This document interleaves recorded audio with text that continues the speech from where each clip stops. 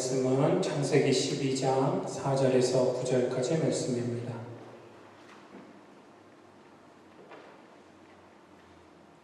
창세기 12장 4절에서 9절까지 말씀입니다. 우리 함께 한 목소리로 봉독하시겠습니다. 이에 아브라함이 여호와의 말씀을 따라갔고 롯도 그와 함께 갔으며 아브라함이 하란을 떠날 때에 75세였더라. 아브라함이 그의 아내 사레와 조카 롯과 하란에서 모은 모든 소유와 얻은 사람들을 이끌고 가나안 땅으로 가려고 떠나서 마침내 가나안 땅에 들어갔더라. 아브라함이 그 땅을 지나 세겜 땅 모래 상수리 나무에 이르니 그때 가나안 사람이 그 땅에 거주하였더라. 여호와께서 아브라함에게 나타나 이르시되 내가 이 땅을 내 자손에게 주리라 하신지라. 자기에게 나타나신 여호와께 그가 그곳에서 제단을 쌓고 거기서 베델 동쪽 산으로 옮겨 장막을 치니 서쪽은 베델이요 동쪽은 아이라. 그가 그곳에서 여호와께 제단을 쌓고 여호와의 이름을 부르더니 점점 남방으로 옮겨갔더라. 아멘. 오늘 말씀에 의지해서 하나님의 인도하심이라는 제목으로 하나님 말씀 나누겠습니다. 여러분들이 지금 이 자리에 지금 이 시간 여기 있는 건 우연히 일어난 일이 아니라고 말씀드렸습니다. 하나님의 분명한 뜻이 계시고 하나님의 계획이 있으셔서 하나님 인도하심 가운데 지금 이렇게 이 자리에 한마음 장로교회 예배의 자리에 앉아 계시는 것이고 이렇게 함께 예배 드리는 것입니다. 하나님의 인도하심 또 하나님의 섭리하심 가운데 일어난 일이라는 것입니다. 저번 주에도 말씀드렸듯이 또 여러분들이 하나님과 만나게 된 것 또한 결코 우연이 아니라는 것입니다. 하나님께서 심심하시니까 쟤는 10대 때, 쟤는 20대, 대학 다닐 때 내가 만나줘야지.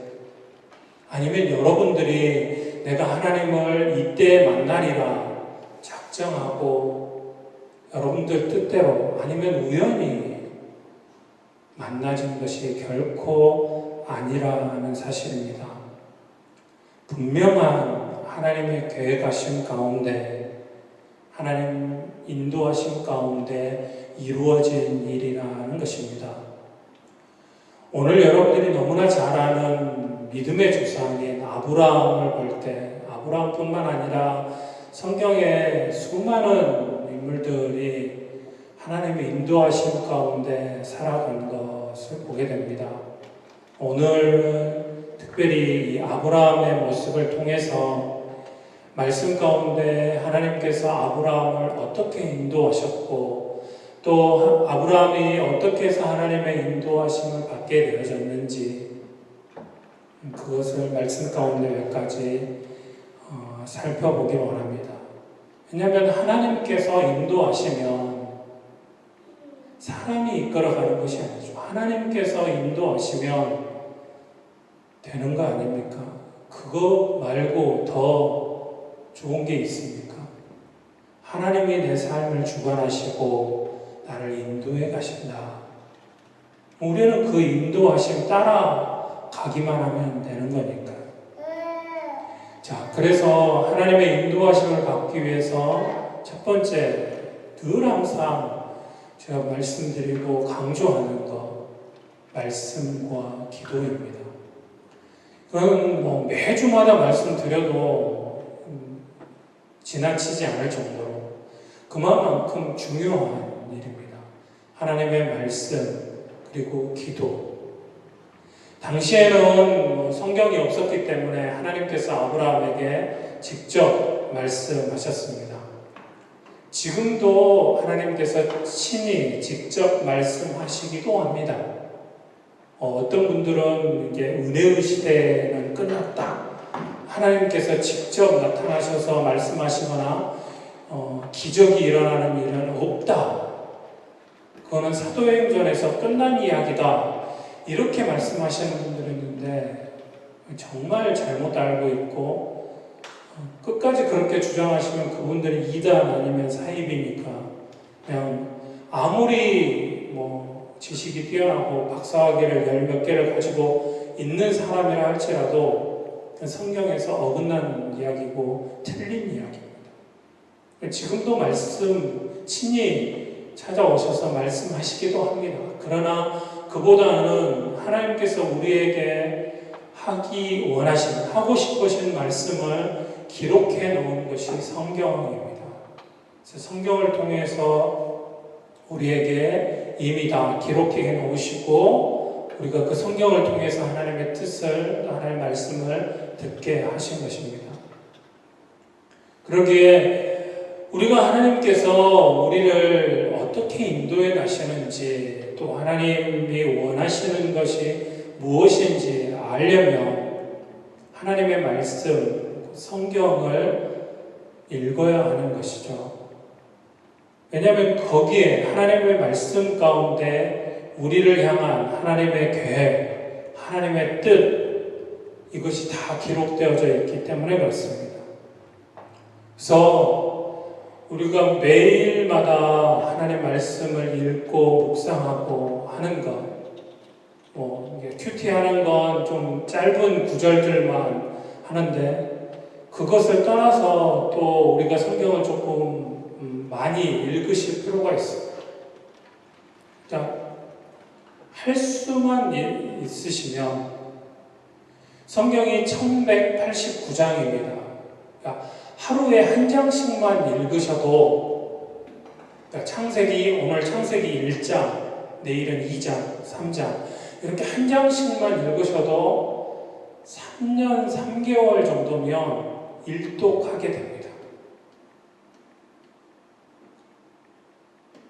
시야가 없는데 시야가 읽으려고 시작하려나? 여러분들 한번 스스로 한번 마음속으로 답해 보십시오. 여러분들이 지금까지 하나님을 믿는다라고 고백하고 그 전에 그냥 엄마 손잡고 교회 다니거나 뭔지도 모르고 그냥 교회에서 또 맛있는 거 주니까 또 재밌는 거 있으니까 교회 다니는 적 말고 정말로 예수님이 나를 위해서 이 땅에 오셨고 나의 죄를 용서하시기 위해서 십자가에 죽기까지 나를 사랑하셨다. 그 예수님의 십자가로 내가 죄사함 받았다. 용서함 받았다. 내가 다시 하나님을 아버지라고 부를 수 있게 됐다.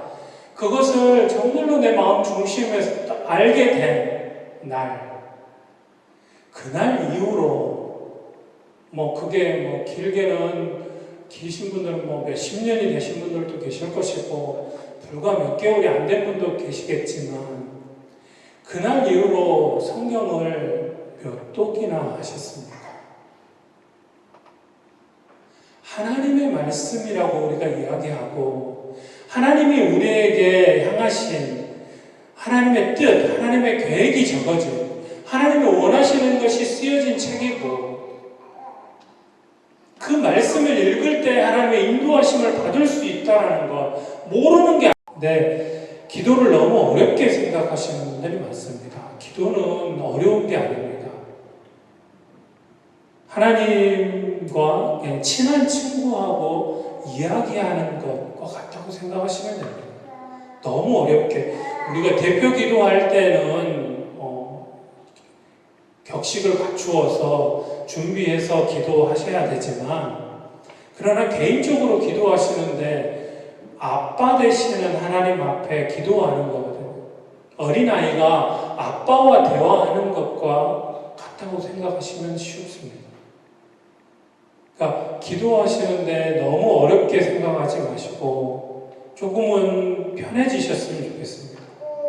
기도는 하도 많이 말씀을 드렸으니까 더 말씀 안 드리겠습니다. 그만큼 그러나 중요합니다.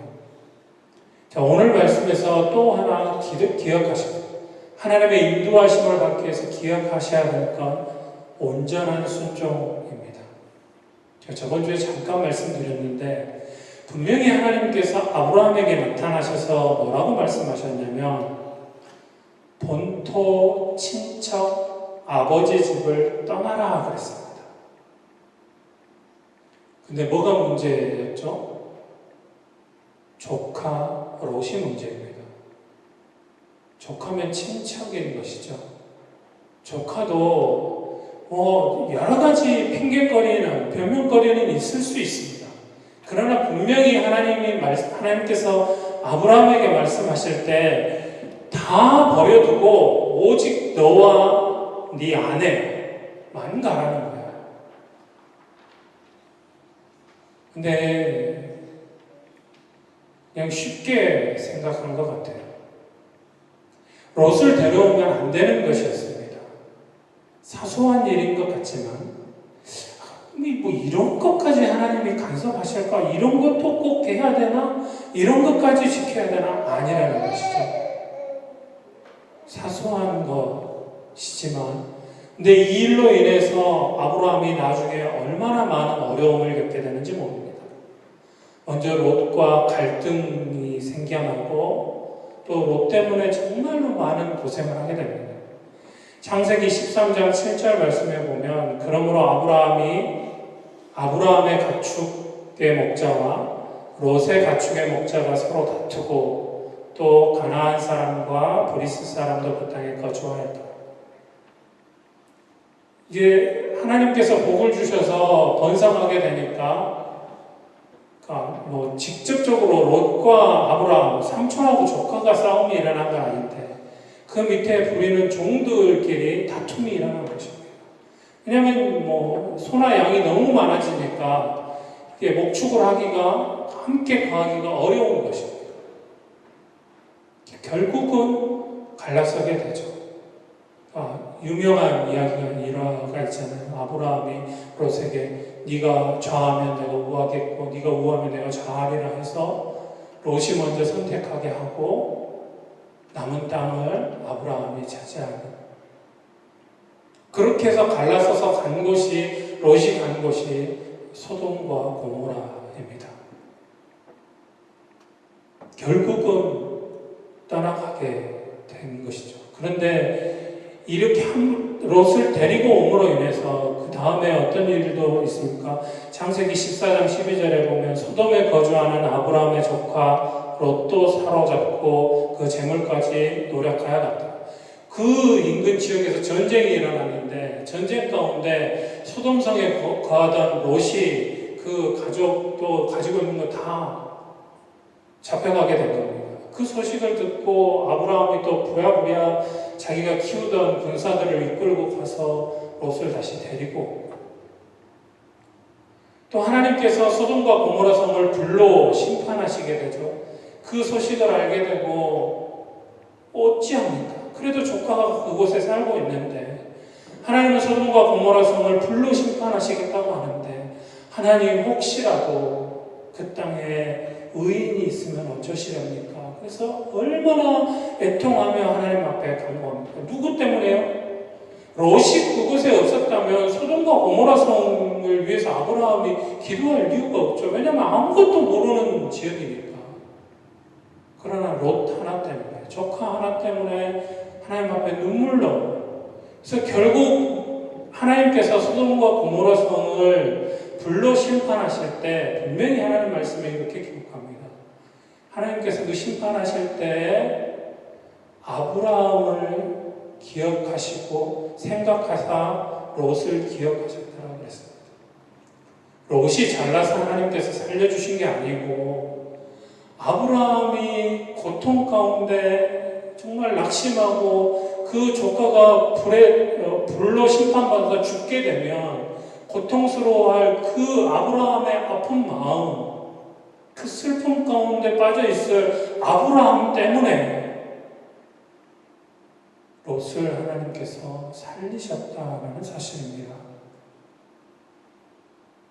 나중에 계속해서 역사적으로 지금까지도 하나님의 백성들을 괴롭히는 자리에 있는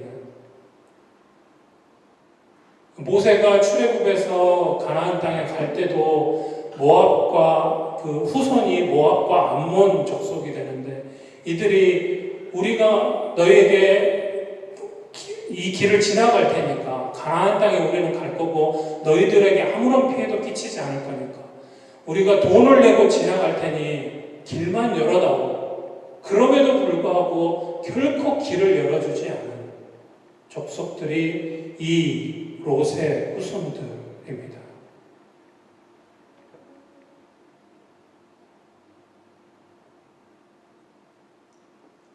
하나님 말씀에 온전하게 순종하지 않으면 그렇다고 해서 그 길을 아니 가는 건 아닙니다. 하나님께서 또 우리를 차근차근 인도해 가시지만 그 여정 가운데 또 이렇게 힘들고 어려움이 생겨나고 고통의 시간들이 있을 수 있다는 사실입니다. 그래서 유황에 순종하시기로 마음 먹으시고 순종하신다면 온전하게 순종하시는 저와 여러분들이 되어지기 원합니다.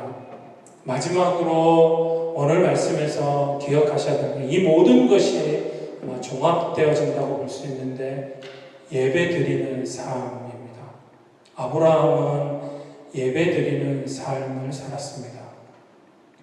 7절, 8절 말씀에 보면 여호와께서 아브라함에게 나타나 이르시되 내가 이 땅을 내 자손에게 주리라 하신지라 자기에게 나타나신 여호와께 그가 그곳에서 제단을 쌓고 8절에도 거기서 베델 동쪽 산으로 옮겨 장막을 치니 서쪽은 베델이요 동쪽은 아이라 그가 그곳에서 여호와께 제단을 쌓고 여호와의 이름을 부르더니 제단을 쌓았다는 것은 오늘로 말하면 예배를 드렸다는 것입니다. 아브라함은 가는 곳마다 먼저 하나님을 찾고 하나님 앞에 예배드림으로 시작하고 모든 것 가운데 예배의 삶을 살았습니다. 창세기 13장 18절에도 이에 아브라함이 장막을 옮겨 헤브론에 있는 마므레 상수리 숲에 이르러 거주하며 거기서 여호와를 위하여 제단을 쌓았더라. 아브라함은 가는 곳마다 제단을 쌓았습니다. 예배를 드렸습니다.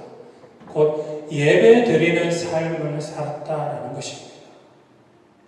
우리의 삶이 하나님의 인도하심을 받는 비결, 우리의 예배가 하나님 앞에 바로 서야 되고 하나님 앞에 예배 드리는 삶을 살아야 한다는 것입니다.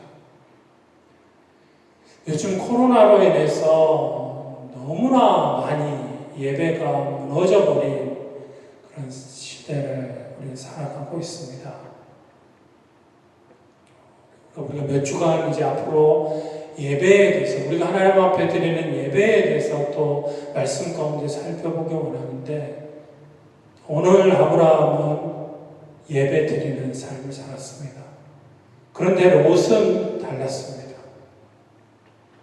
말씀 어디에도 롯이 제단을 쌓았더라. 하나님의 이름을 불렀더라. 하나님을 찾고 하나님을 믿었더라라고 기록되어 있지 않습니다. 어디에도 예배의 삶의 흔적이 없습니다.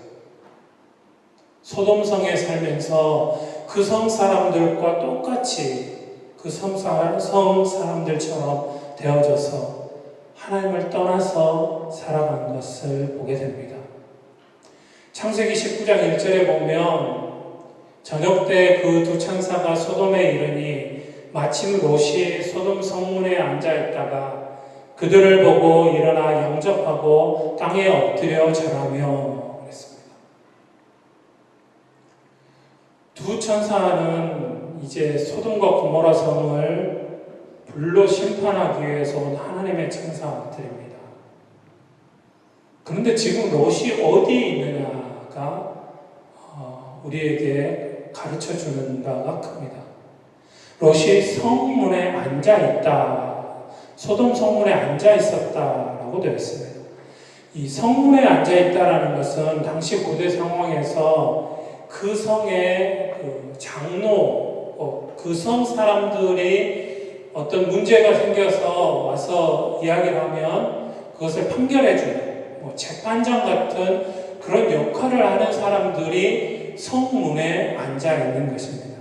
그래서 그 성사람들이 성문을 오고 가면서 또 그 사람들이 거기 있는 것, 자기들의 그 잘잘못을 판결해 줄 사람들이 거기 있는 걸 알기에 성에서 무슨 일이 생기면 다 거기 와서 거기에 있는 그 성의 장로급 되는 사람들에게 묻고 그 사람들의 판결을 받는 것입니다. 무슨 말이냐면 소돔성에 간 롯이 이제 이 성에서 재판장의 역할을 할 만한 그런 위치에 올라갔다. 곧 그 성 사람들에게 영향력을 끼칠 만한 위치에 있게 되어졌다라는 것입니다. 그런데 이후에 이 진행되어지는 가운데 롯과 그 주변 사람들의 모습을 보면 결코 롯이 그 소돔성에 하나님의 선한 영향력을 끼쳤다라고 볼 수 없는 것이 롯이 이 두 천사를 통해서 하나님께서 이 성을 불로 심판하실 것이라는 걸 알게 됐습니다. 그래서 이 성에서 다 피신해야 된다라는 거예요. 하나님의 말씀을 들었습니다. 하나님의 말씀을 듣고 아마도 예전에 기억이 있었겠죠. 아브라함에게 말씀하시던 하나님, 또 아브라함이 그 하나님에 대해서 가르쳐 주었던 것, 까마득하게 잊어버렸던 것, 그때 생각났을지 모르겠습니다. 어찌됐든 간에 하나님께서 불로 심판하신다니까 자기에게 두 딸이 있는데 이 두 딸과 결혼을 약속한 사위들이 있습니다. 그래서 그 사위들에게 가서, 사위들에게만 했겠습니까? 소돔성 사람들에게도 당신들 여기에 있다가 다 죽습니다. 하나님이 불로 심판하시겠다고 말씀하셨습니다. 아무도, 심지어는 이 딸들과 결혼을 약속한 사위들도 분명히 말씀에 이렇게 기록합니다. 사위들이 농담으로 여겼더라 그랬습니다. 하나님의 말씀을 전해주는데, 하나님께서 이렇게 말씀하셨다고 하나님의 말씀을 선포하는데 그 하나님의 말씀을 농담으로 여겼습니다. 웃기는 소리 하지 마십시오. 무슨 불로 심판이 있습니까? 장인어른이 도망이 들었나? 왜 저래? 그냥 웃고 넘어가 버린 것입니다. 심지어는 분명히 하나님의 말씀을 전했고 또 하나님의 말씀을 직접 들은 가족들까지도, 롯의 아내도 그 성에서 도망치다가 어떻게 됐습니까? 분명히 뒤돌아보지 말라고 말씀하셨는데 어떤 이유인지 모르겠지만 롯의 아내는 뒤돌아보고 소금 기둥이 되어버렸습니다. 그것뿐입니까? 롯의 두 딸의 모습을 보십시오. 소돔에서 살면서 롯이 그 자녀들을 어떻게 가르쳤는지, 어떻게 신앙으로 양육했는지, 신앙으로 양육 자체를 안 한 것이죠. 신앙으로 하나님에 대해서 가르치고 하나님의 영향력을 그 자녀들에게 끼쳤다면 결코 두 딸이 그런 생각을 할 수 없을 텐데, 이렇게 소돔과 고모라 사이 불로 심판하는 가운데 도망쳐 나와가지고 굴에 숨어서 두 딸이 한 일이 뭡니까? 야, 우리는 이제 믿을 사람, 세상에 믿을 남자 없다.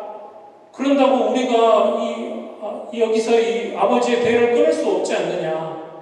그러니까 아버지한테 술을 먹이고 아버지하고 동침해서 우리가 아들을 낳자. 이 딸들의 대화입니다. 두 딸의 대화예요. 그래서 첫날은 큰딸이 아버지에게 술 먹이고 들어가서 아버지와 동침하고, 둘째 날은 둘째 딸이 들어갑니다. 그래서 동침해서 두 딸이 낳은 아들이 모압과 암논의 조상입니다.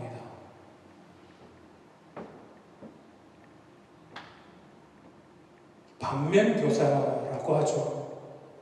롯은 우리에게 반대로 하나님의 인도하심을 받지 못하고 하나님 말씀대로 살아가지 못한, 하나님 인도하심을 따르지 않을 때 어떻게 되어지는지 명확하게 보여주고 있습니다.